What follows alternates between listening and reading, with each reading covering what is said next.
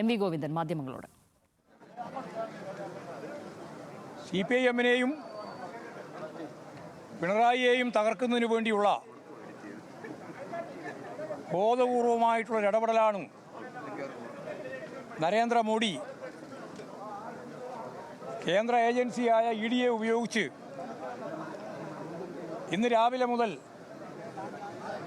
14 കേന്ദ്രങ്ങളിലായി raid നടത്തിക്കൊണ്ട് വരികയാണ്.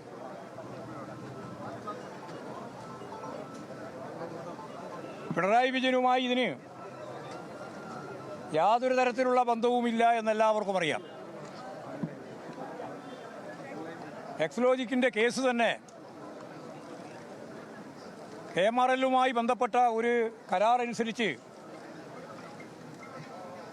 1.72 കോടി 1,72,00,000 ഉറുപ്പിക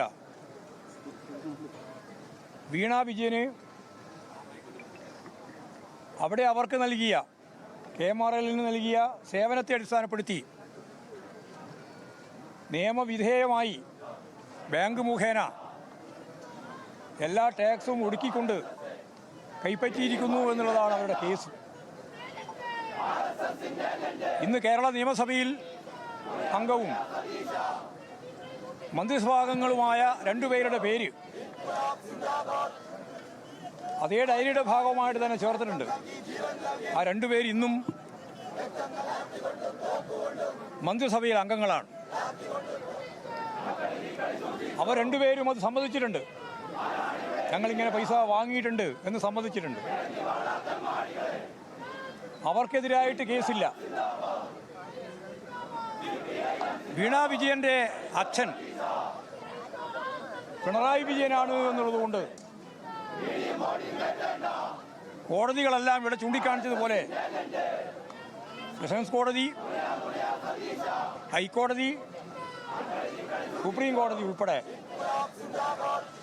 എല്ലാ കോടതികളും തള്ളിക്കളഞ്ഞ ഒരു കേസ് രാഷ്ട്രീയ പ്രേരിതമായി ഇടതുപക്ഷ ജനാധിപത്യ മുന്നണിയുടെ കേന്ദ്ര നേതൃത്വമായി പ്രവർത്തിക്കുന്ന സഖാവ് പിണറായിക്കെതിരായി അതിൻ്റെ രാഷ്ട്രീയ പാർട്ടിയായ CPIM-നെതിരായും കടന്നാക്രമണം നടത്താൻ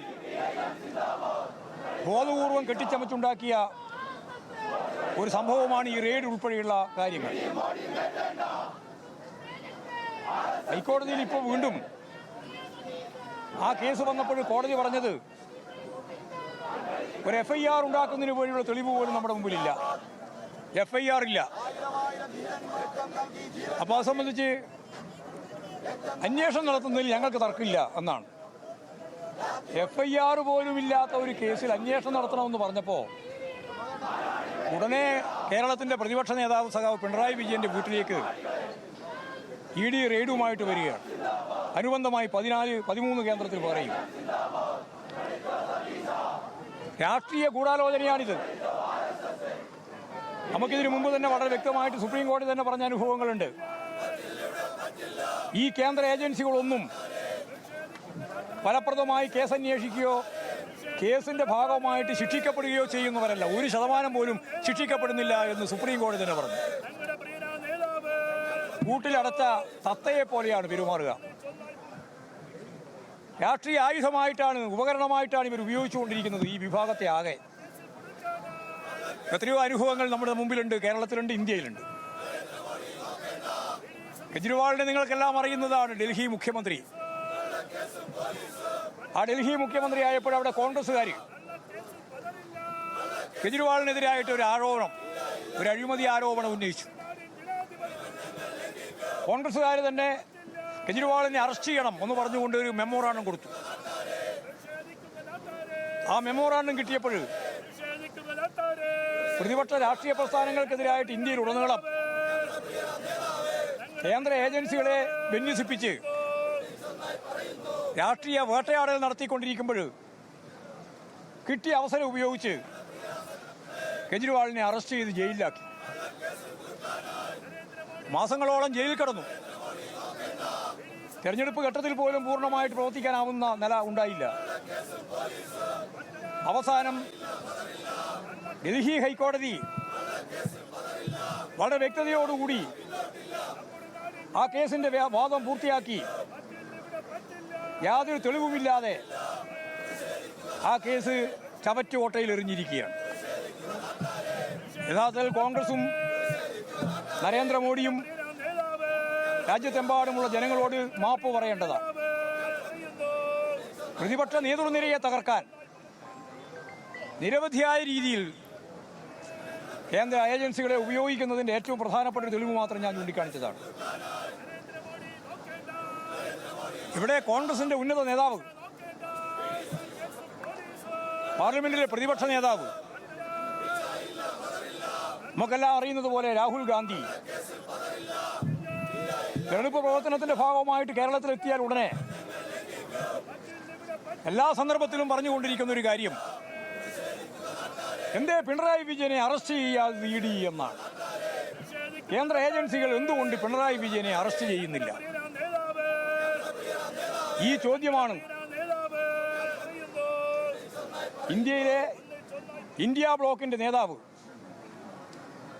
പ്രതിപക്ഷ ഐക്യനിരയുടെ ഏറ്റവും പ്രധാനപ്പെട്ട കരുത്തായി പ്രവർത്തിക്കേണ്ടുന്ന കോൺഗ്രസിന്റെ നേതൃത്വം രാഷ്ട്രീയമായ BJPയുമായിട്ടുള്ള ബന്ധത്തെ അടിസ്ഥാനപ്പെടുത്തി ഇവിടെ ഈ കേരളത്തിൽ പറഞ്ഞുകൊണ്ടിരിക്കുന്ന കാര്യം.